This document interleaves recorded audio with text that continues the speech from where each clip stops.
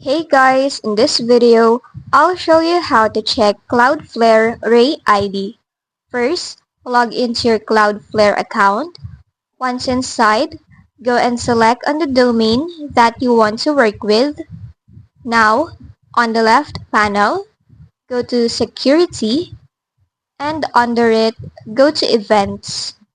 For here, we will add a filter to check for Ray ID. Then, for the action, go ahead and choose Ray ID.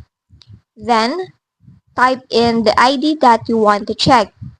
After that, go ahead and hit on Apply. Now, it will check for the Ray ID that you just input.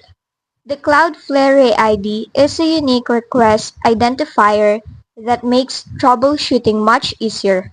Whether you find it on an error page in your browser's developer tools or through CURL, having the Ray ID on hand helps you or Cloudflare support quickly trace and resolve issues affecting your site.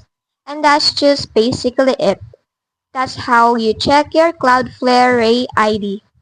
If this video helped you, don't forget to like, subscribe, and hit the bell icon for more tutorials.